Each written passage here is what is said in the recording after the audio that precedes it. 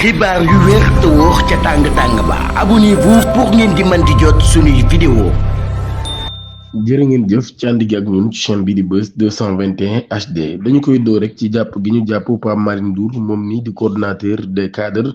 de l'Alliance pour la République APR moom mi nga xam ni moom moo nekkoon ministre de la jeunesse Pape Malick Ndour mi daan nañuy xam kon lan moo tax ñu daal di koy teg loxoom mbir mi nag ci ab rapport boo xam ne Cour des comptes moom moo ko daal di publier waaye nag daal ci ay enquête yoo xam ne dañu koo defoon ginnaaw bi nga xam ne dañoo sukkandiku ci l'observateur ab rapport d'expertise ordonné en janvier bi nga xam ni moom la ñu génn muy janvier dernier le doyen des juges d'instruction du pôle judiciaire financier moom moo def loolu lu ni mel ci mbir moomee nag daal mu daal di impliqué ki ñuy wax Mamina Daffé nekk ancien coordonnateur du programme national du domaine agricole communautaire du PRODAC ak Ibrahima Cissé di dirigeant de la société TIDA bi nga xam ni moom moo mën a woon li ñuy wax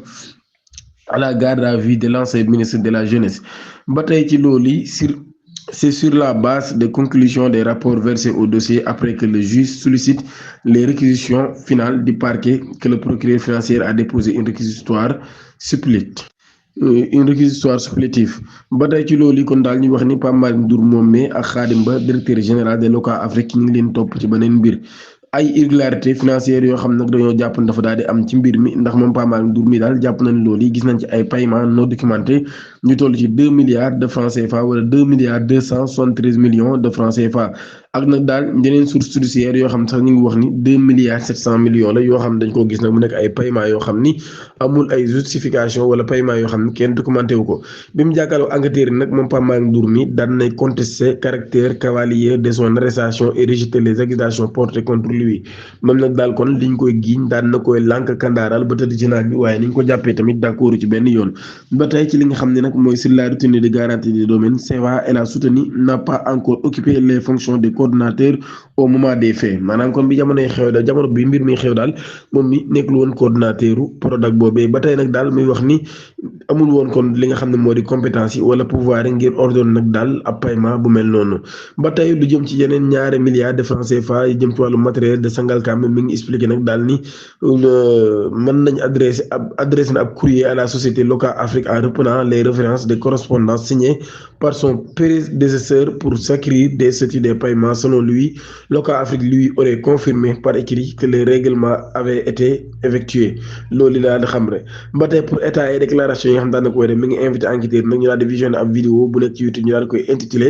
wala ñu tudde ko Sangalkam les travaux des DAC en mode fast track loolu nag daal di wane li nga xam ne nag moo di présence effectif bu matériel bi nga xam ne moo nekkoon ci site bi waaye ba tey mi ngi envoyé li nga xam ne nag daal moo di service de douane yu port de Dakar yi ñi nga xam ne nag ñoom ñoo habilité fournir li nga xam ne moo di liste exhaustive des matériels de douane à l'époque des faits.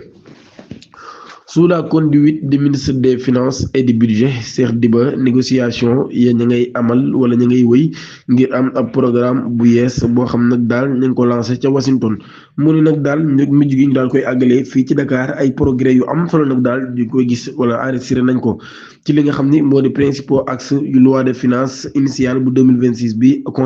consolidation budgétaire et réforme de la gestion des finances publiques ci ab communiqué boo xam cellule de communication du ministère des finances ñoom ñoo ko daal def ñi nga xam ne nag daal ministre bi mi ngi informé le projet de loi des finances 2026 daan nañ ko présenté par le ministre des finances et du budget à la commission des finances de l'Assemblée nationale muy reposé wu nag ci ñetti choix yoo xam ne ñu structuré la rétablir les équilibres macroéconomiques moderniser la gestion budgétaire et financer un développement endogène inclusif et durable loolu le communiqué bi daal di préciser texte bi nag daal ba tey mi ngi souligné li nga xam ne moo di indicateurs yi confirmé ab dynamique positive avec notamment une croissance d'environ 8% en 2025 pour 2026 perspectives sont positives croissance projetée à 5% inflation maîtrisée à 3,1% et pression fiscale atteinte 23,2% contre 19,3% en 2025 loolu di traduire ab impact du plan de redressement économique social bi ñuy wax presse ab jigéen joo xam ni ay atam mi ngi toll ci ñeent fukk moom lañu fekk mu daal di ñàkk bakkanam alxames ci ak kër gu ñu abandonné ca Touba fi nga xam ne moo di boori marché Ocass ci yoonu Ndiobène Taay rapport yi nga xam ne médecin liste daan nañ koy génnee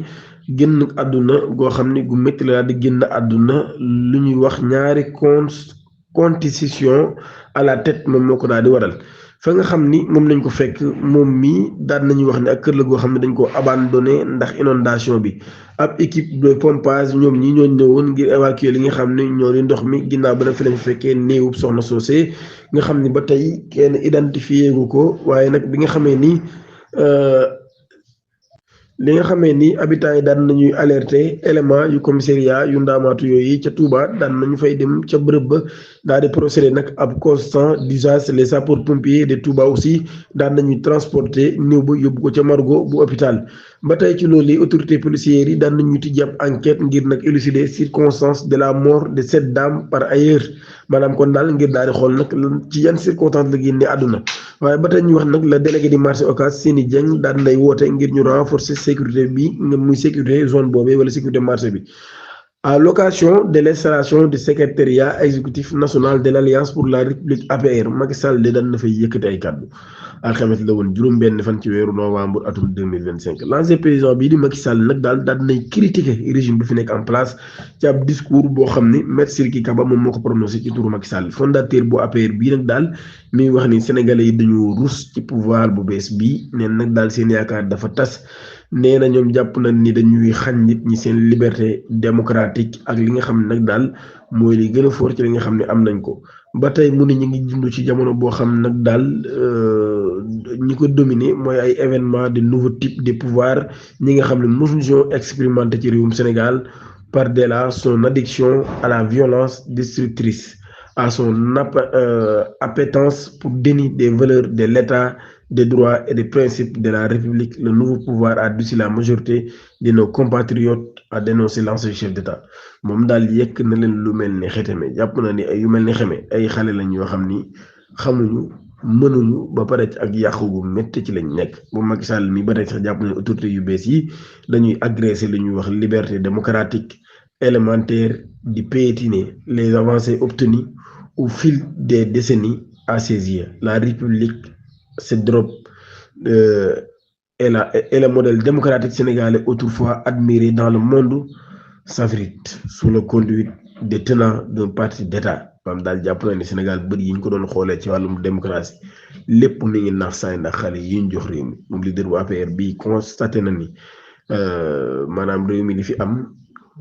maanaam lu jéggi dayo la moom Macky Sall loolu daal la jàpp na ni kon réew mi dara lu baax amu fi ca beneen wàll ga nag Pastef moom jamono ji boo demee ci stade Léopold Sédar Senghor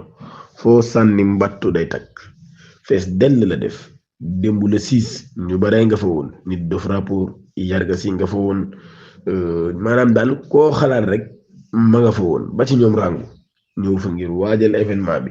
tey jiit woote nañ ab doona sax dinañ maye deret woote nañ fa sax ab teeraat julli ginnaaw ajuma gi ba pare itamit nee nañ dinañ fa jàng kaamil ñaanal way daw lay suba Ousmane Sonko ñëw ñu amal seen meeting ca Touba ñoom dajale nañ di toll ci 35 bus yoo xam ne Touba rek lay jógee Mbàkke ne nañ 6 bus dina fa jógee Sadio benn Taïf benn lépp ngir dem ci meeting ba maanaam daal meeting boobu Ousmane Sonko bi moom daa mel ni waa Touba la woo rek ñoom ñëpp waaj nañ ko ba jekk nee nañ seen bus sax doyul nag ndax daal li leen ci jaaxal mooy fan la ñuy dugal nit ñi lañ am problème ndax bu ñu amoon 50 bus it dinañ ko duy ba mu fees te nee nañ seen xel nekk na ci yóbbu ko 50 bus